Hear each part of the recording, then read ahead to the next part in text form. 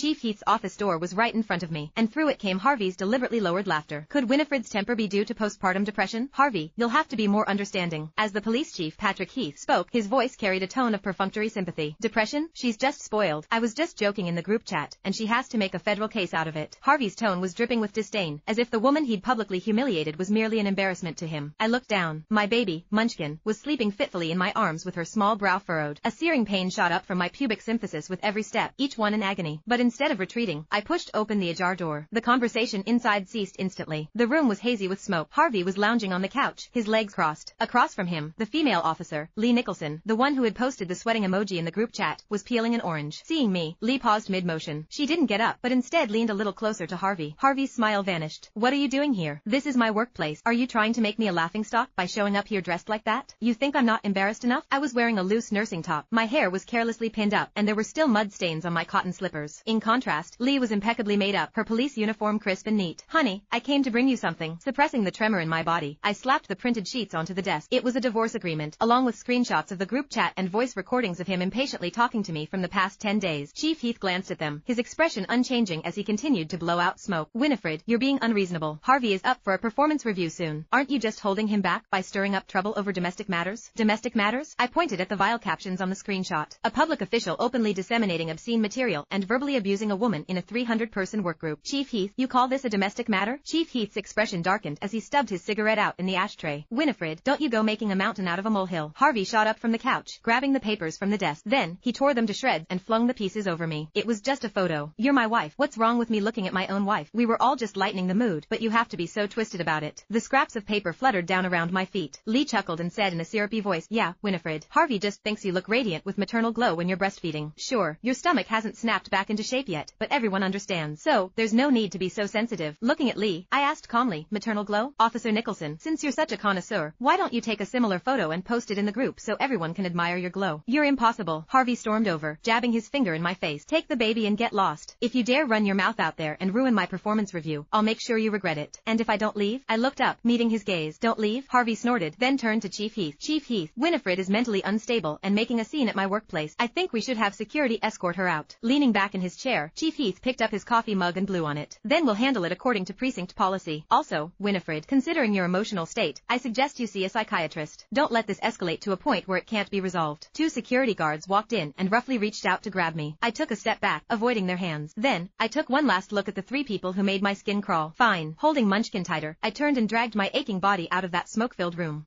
The autumn wind stung my face as I walked out of the precinct. My phone buzzed almost immediately. It was a text from the bank. My checking account and all the supplementary cards had been frozen. Then, a text from Harvey popped up. Winifred, since you want to make a scene, let's settle the accounts properly. You've been living off me for years, and now you want a divorce? Fine. You'll leave with nothing. I've already had the locks changed. You can cool off on the street until you come crawling back to beg me. I stared at the message, my fingers numb with cold. To take care of that home and let him focus on his career, I'd quit my high-paying position as a design director. I'd traded it all to be a housewife. And now, standing here with nothing, I realized just how hopelessly stupid I'd been. The cold wind cut through my collar, and Munchkin started fussing in my arms, as if sensing my despair. I pulled my coat tighter around me, realizing that there was nowhere for me to go in this neighborhood I'd called home for 5 years. A few neighbors who'd lived in the area for decades approached me. On ordinary days, they'd smile and praise me for being such a devoted wife. But now, their gazes held nothing but contempt and disgust. Look, that's her. I heard she's got postpartum depression and stormed into Chief Heath's office like a lunatic. Poor Harvey. How did a nice guy like him end up with a wife like that? Not only does she not appreciate how hard he works, but she also wants to ruin his future. Tell me about it. I heard her figure's completely gone since she had the baby, and now she's paranoid on top of it. Harvey's really too kind not to have her committed to a psychiatric ward. Their whispers were like nails on a chalkboard. I kept my head down, pretending not to hear, and mechanically walked forward. As I passed the bulletin board, I saw a big photo of Harvey up there. The words Top 10 Outstanding Defenders of the Year blazed red with bitter irony. In the photo, he looked so upright. But who would guess that underneath that mask of righteousness hid a heart so rotten? The sky grew darker, and streetlights flickered on. Dragging my legs that felt as if they were weighted with lead, I finally reached the entrance of our apartment complex. I swiped my card. The gate alarm beeped, flashing red. Harvey really had changed everything. Even my access to the compound had been revoked. Matt Shepard, the security guard, poked his head out of the security booth, a troubled look on his face. Winifred, Deputy Commander Wyatt, just specifically instructed that you're not allowed in. He said you're emotionally unstable, and he wants to prevent any incident. Okay, I won't go in, I replied hoarsely. Matt, could I borrow some hot water to make the baby a bottle? Matt was about to nod when Harvey's harsh voice suddenly crackled through the intercom. Nobody is allowed allowed to help her. Let her stay out there and think about what she's done. This is what happens when she doesn't follow the rules. Startled, Matt quickly pulled his head back in and slammed the window shut with a bang. I stood outside the locked iron gate, staring at the building that had once been home. The lights on the 12th floor were on, with two silhouettes snuggling together against the curtains. So, Lee had already moved in. They were enjoying the spoils of victory in their warm room, while I was left homeless on this cold night with Munchkin, who was barely 10 days old. A sharp pain shot through my abdomen as the postpartum bleeding surged again. It was a warm, sticky sensation that made my head spin. Hungry and cold, Munchkin wailed loudly. I leaned against the wall beside me and slowly slid down to the ground.